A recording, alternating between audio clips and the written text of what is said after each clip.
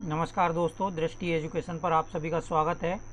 आ जाइए सभी लोग, लाइक शेयर कर दें। वॉइस आ रही है क्लियर? कमेंट कर दें। आ जाएं सभी लोग। आज हम ईवीएस के 30 महत्वपूर्ण प्रश्नों पर चर्चा करेंगे, तो आ जाएं सभी लोग और लाइक शेयर कर दें।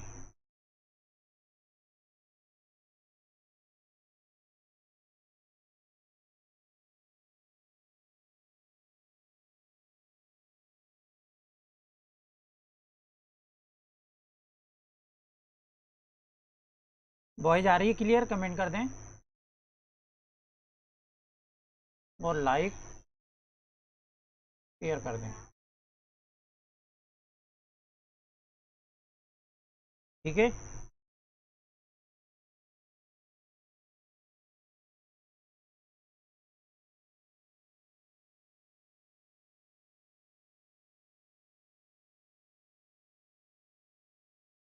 चलिए स्टार्ट करते हैं फिर।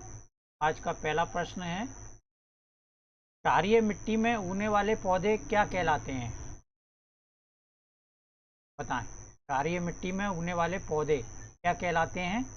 पहला है जीरोफाइट, दूसरा है मीजोफाइट, तीसरा है हाइड्रोफाइट और चौथा है हेलोफाइट। बताएं क्या होगा इसका? सिद्धांत चतुर्वेदी। राधे राधे सभी को। क्षारीय मिट्टी में उगने वाले पौधे क्या कहलाते हैं? हेलोफाइट कहलाते हैं, ये ध्यान रखें। ठीक है,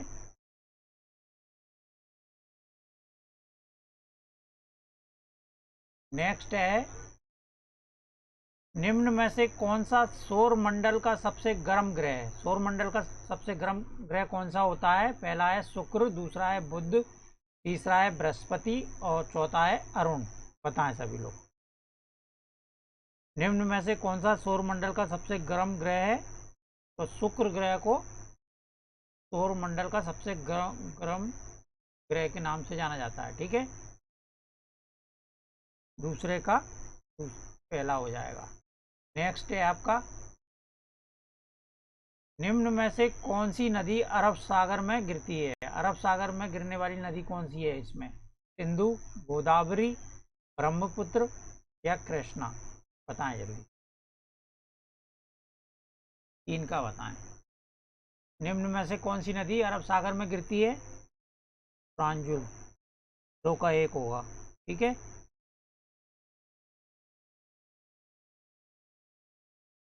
ये सिंधु नदी है। तीन का हो जाएगा सिंधु नदी, अरब सागर में गिरने वाली नदी है सिंधु। ठीक है, नेक्स्ट है आपका, डेड डेश लाल लिटमस पेपर को नीले रंग में बदल देता है। कौन बदल देता है? अम्ल, क्षार, लवण या इनमें से कोई नहीं? लाल लिटमस पेपर को नीले रंग में बदल देता है, कौन बदलता है इसमें से? बताएं जल्दी से। तीन का ए बिल्कुल सही है। दूसरे का हो जाएगा ये क्षार, एसिड। ठीक है,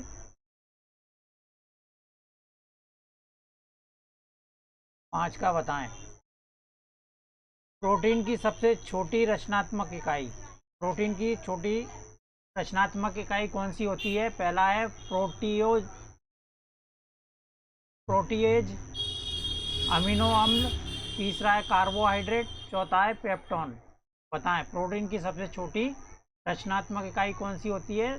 तो ये होती है अमीनो अम्ल। ठीक है, ध्यान रखें सभी लोग।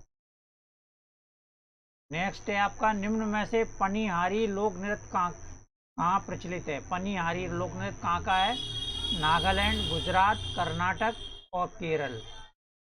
एक पनी एक पनिहारी है जो कि राजस्थान का है। ठीक है, और पनिहारी है गुजरात का। ध्यान रखें इसको, इम्पोर्टेंट है ये। नेक्स्ट है, गुजरात का सर्वाधिक महत्वपूर्ण तेल क्षेत्र, गुजरात का सबसे महत्वपूर्ण तेल क्षेत्र कौन सा है? अंकलेश्वर, लूनेज, कलोन, महसाना। बताएं जल्दी से। गुजरात का सर्वाधिक महत्वपूर्ण तेल क्षेत्र है, कौन सा होगा इसमें? अंकलेश्वर, लूनेज, कलोल, महसाना। बताएं सभी लोग, 7 का बताएं। गुजरात का सर्वाधिक महत्वपूर्ण तेल क्षेत्र, प्रांजल बिल्कुल सही है, अंकलेश्वर है ये। ठीक है, 7 का पहला। नेक्स्ट है आपका, राष्ट्रीय रेल संग्रहालय किस शहर में स्थित है? नेशनल रेल म्यूजियम कहाँ पर है? पटना, बेंगलुरु, लखनऊ या नई दिल्ली? ऋतु अरुण कुमार, राधे राधे, सभी को राधे राधे।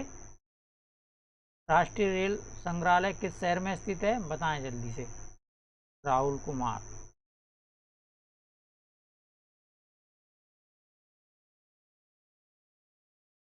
तो ये कहाँ पर है? नई दिल्ली में है राष्ट्रीय रेल संग्रहालय। ठीक है, याद रखें, फोर्थ हो जाएगा इसका। नेक्स्ट है, निम्नलिखित में से फलों का मीठा स्वाद किसके कारण से होता है? बताएं, फलों का मीठा स्वाद किसके कारण से होता है? पहला है राइबोस, दूसरा है लैक्टोस, तीसरा है फ्रुक्टोस, चौथा है माल्टोस। तो फलों का मीठा स्वाद किसके कारण से होता है? बताएं सभी लोग। फ्रुक्टोज के कारण होता है ये। ठीक है, ऑप्शन 3 इसका हो जाएगा।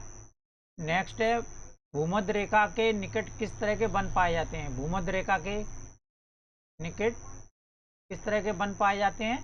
पहला है पतझड़ी वन, दूसरा है शंकुधारी वन, तीसरा है घास स्थल और चौथा है उष्ण कटिबंधीय वन।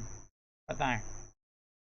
10 का 4 बिल्कुल सही है, राहुल कुमार, उष्ण कटिबंधीय वन। नेक्स्ट है, निम्न में से ओजोन परत मुक्तता कहाँ पाई जाती है? ओजोन परत मुक्तता कहाँ पाई जाती है? क्षोभ मंडल, मध्य मंडल, समताप मंडल या वायुमंडल? तो इसको तो सभी को पता होगा, ओजोन परत कहाँ पाई जाती है? समताप मंडल में। ठीक है, प्रांजुल का बिल्कुल सही है। नेक्स्ट है आपका, एस्कीमो अपने घर इग्लू का निर्माण बर्फ से करते हैं। ठीक है, बर्फ, इग्लू क्या होता है? बर्फ का एक घर होता है जिसका निर्माण कौन करता है? एस्कीमो। इसका क्या कारण होता है?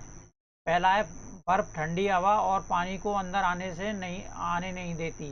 दूसरा है, बर्फ की दीवारों के बीच मौजूद हवा अंदर की गर्मी को बाहर जाने से रोकता है। तीसरा है, बर्फ मुफ्त में मिलती है, अन्य सामग्री की कीमत अधिक होगी। ध्रुवीय क्षेत्रों में केवल बर्फ ही उपलब्ध है। तो बताएं। 12 का हो जाएगा 2, प्रांजुल बिल्कुल सही है, बर्फ की दीवारों के बीच मौजूद हवा अंदर की गर्मी को बाहर जाने से रोकती है। ठीक है, नेक्स्ट है, निम्न में से संसार में सबसे तेज बढ़ने वाला पौधा, संसार में सबसे तेज गति से बढ़ने वाला पौधा कौन सा होगा? बांस, चावल, मनी प्लांट या टीक? बताएं जल्दी से।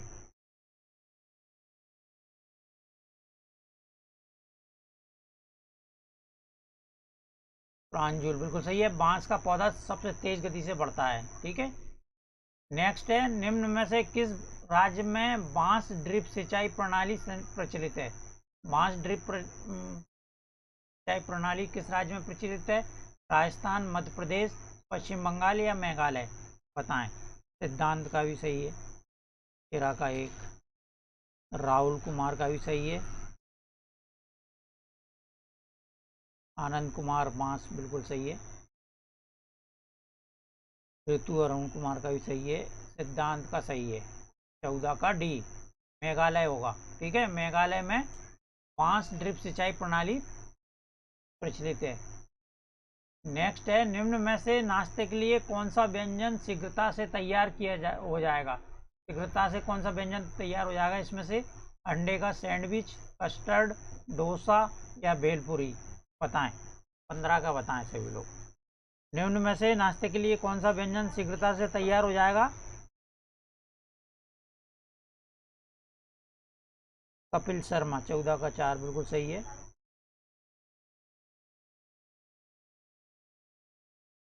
राहुल कुमार 15 का डी बिल्कुल सही है, सिद्धांत चतुर्वेदी, भेलपुरी तुरंत तैयार हो जाती है, ध्यान रखें सही। ठीक है, ये प्रश्न देख लें, एक न्यूमेरिकल प्रश्न भी एग्जाम में पूछा जाता है, अक्सर आ जाता है। तो इस तरह का प्रश्न एक आया था। एक कार 1512 किलोमीटर की दूरी को 28 घंटे में तय करती है। इस कार की औसत चाल हमें बताना है। ठीक है, तो दूरी दी हुई है और समय दिया हुआ है, तो औसत चाल कैसे निकाल लेंगे? एवरेज स्पीड, औसत चाल, दूरी बटा समय। दूरी कितनी है? 1512 किलोमीटर में है ये, और समय 28 और ये घंटे में है। ठीक है, इससे करेंगे तो ये कट जाएगा 54। ठीक है, तो ये आ जाएगा आपका 54 किलोमीटर पर आवर। ठीक है, तो 54 किलोमीटर, तो यहाँ पर किलोमीटर में एक ही ऑप्शन है, बाकी मीटर पर सेकंड में है। तो मीटर पर सेकंड में 54 को चेंज करने के लिए हम क्या करेंगे? 54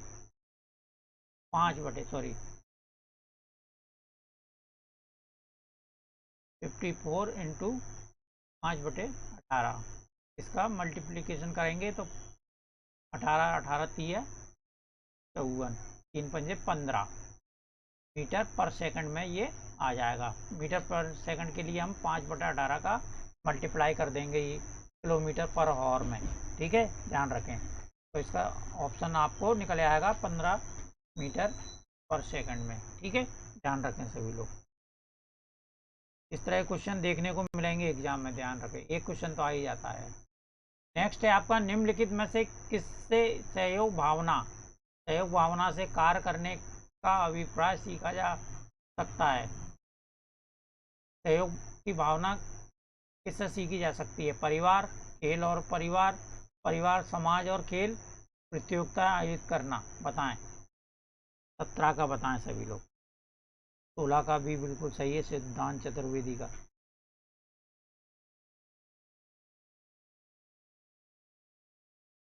सत्रह का सी बिल्कुल सही है। परिवार, समाज और खेल से सहयोग की भावना को हम सीख सकते हैं।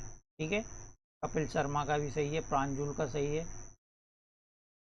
नेक्स्ट है, विशेष क्षेत्रीय प्रजातियां हैं। पहला है दुर्लभ प्रजातियां, दूसरा है लुप्त प्रजातियां, तीसरा है आयतित प्रजातियां, एक क्षेत्र में पाई जाने वाली प्रजातियां। विशेष क्षेत्रीय प्रजाति क्या होती है? एक क्षेत्र विशेष में पाई जाने वाली प्रजाति होती है ये। ठीक है, इस क्षेत्र के अलावा और दूसरे क्षेत्र में नहीं पाई जाती है। नेक्स्ट है आपका, लाल आंकड़ों की पुस्तक दर्ज करती है। लाल आंकड़ा, रेड डाटा बुक में क्या दर्ज किया जाता है? लाल फूलों वाले पौधे, दूसरा है धरती पर उपलब्ध सभी पौधे और जानवर, तीसरा है धरती पर उपलब्ध सभी जानवर, और चौथा है लुप्त प्राय पौधे और जानवर। बताएं जल्दी से, 19 का बताएं सभी लोग। प्रांजूल बिल्कुल सही है, लुप्त प्राय पौधे और जानवर इसमें शामिल हो जाते हैं। ठीक है, नेक्स्ट है, दांडी मार्च के दौरान महात्मा गांधी ने कितने किलोमीटर की दूरी तय की थी? दांडी मार्च कब स्टार्ट हुआ था? 1930 में। ठीक है, तो इसमें कितने किलोमीटर दूरी तय की थी इन्होंने? बताएं, 200 मील, 240 मील, 250 मील या 260 मील? बताएं सभी लोग, 20 का बताएं। दांडी मार्च के दौरान महात्मा गांधी ने कितने किलोमीटर की दूरी तय की थी? ये 240 मील की दूरी तय की थी इन्होंने, 240 मील। ठीक है, नेक्स्ट है, किसे देश के पहले पर्यावरणीय आंदोलनों में से एक के रूप में मान्यता प्राप्त है? बताएं, पहला पर्यावरणीय आंदोलन किसको माना गया था? चिपको आंदोलन, किसान आंदोलन, लोक सत्ता आंदोलन, नर्मदा बचाओ आंदोलन। तो सभी को पता है इसके बारे में, चिपको आंदोलन, सुंदरलाल बहुगुणा के नेतृत्व में। ठीक है, नेक्स्ट है, मेंडल द्वारा उनके प्रयोगों के लिए उद्यान मॉडल के निम्न में से कौन सा गुण नहीं चुना गया था? मेंडल द्वारा, मेंडल ने किस पौधे पर प्रयोग किए थे? मटर पर।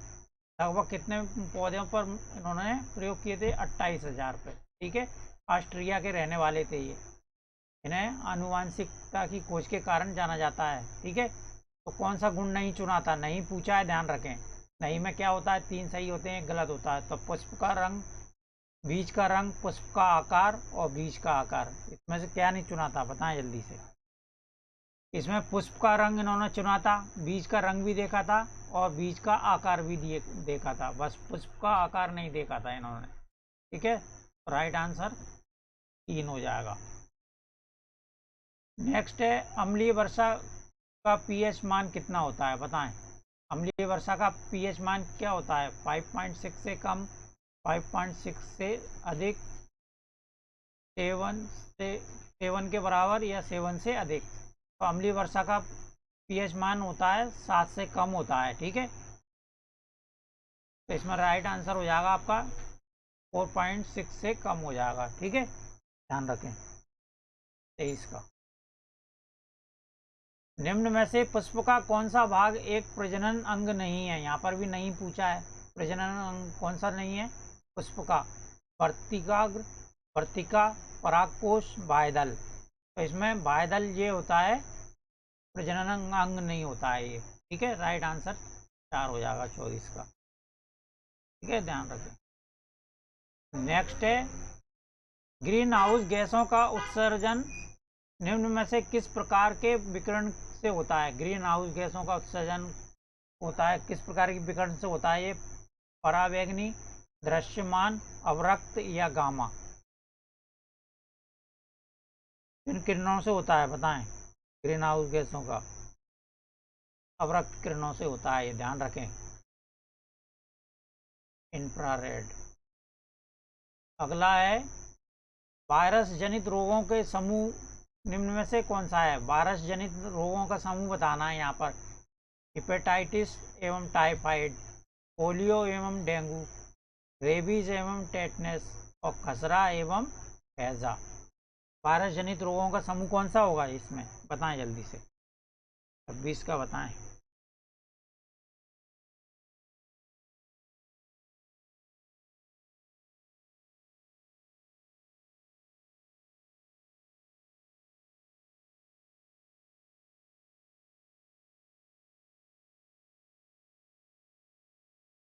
तो इसका राइट आंसर हो जाएगा आपका पोलियो एवं डेंगू, ध्यान रखें सभी लोग। ठीक है, नेक्स्ट है आपका, हीमोग्लोबिन के बारे में निम्नलिखित कथनों में से कौन सा कथन सही नहीं है, कौन सा कथन सही नहीं है। पहला है, यह रक्त में ऑक्सीजन पहुंचाता है, यह एक आयरन युक्त यौगिक है। तीसरा है, यह कुछ बीमारियों के खिलाफ प्रतिरक्षा प्रदान करता है। चौथा है, यह रक्त का लाल रंग प्रदान करता है, बताएं जल्दी से। 26 का 3 बिल्कुल सही है प्रांजुल, यह कुछ बीमारियों के खिलाफ प्रतिरक्षा प्रदान करता है, ये कथन इसके लिए गलत हो जाएगा। ठीक है, नेक्स्ट है आपका,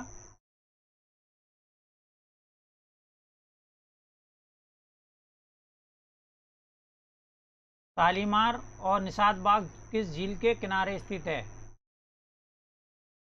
बताएं। शालीमार और निषाद बाग किस झील के किनारे स्थित है। पहला है डल झील, दूसरा है चिल्का झील, तीसरा है लोनार झील और चौथा है बुलर झील। बताएं, शालीमार और निषाद बाग किस झील के किनारे स्थित हैं। डल झील। डल झील कहाँ पर है, श्रीनगर में, जम्मू कश्मीर। ठीक है, नेक्स्ट है, निम्नलिखित में से कौन सा खनिज अम्ल नहीं है, नहीं पूछा है यहाँ पर, खनिज अम्ल इनमें से कौन सा नहीं होगा, बताएं। पहला है सल्फ्यूरिक अम्ल, दूसरा है हाइड्रोक्लोरिक अम्ल, तीसरा है नाइट्रिक अम्ल और चौथा है साइट्रिक अम्ल। इनमें से कौन खनिज अम्ल नहीं होगा, साइट्रिक अम्ल। 29 का 4 हो जाएगा। ठीक है, ध्यान रखें। चलिए, और आज का अंतिम प्रश्न और आ गया आपका, ये कान्हा राष्ट्रीय उद्यान किस लिए मशहूर है, बताएं। बाघ के लिए, मगरमच्छ, पक्षी या गेंडा। कान्हा राष्ट्रीय उद्यान कहाँ पर है, मध्य प्रदेश में है।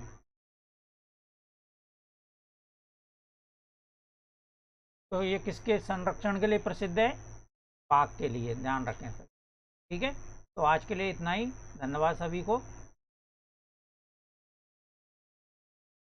लाइक शेयर जरूर करा करें आप लोग। ठीक है।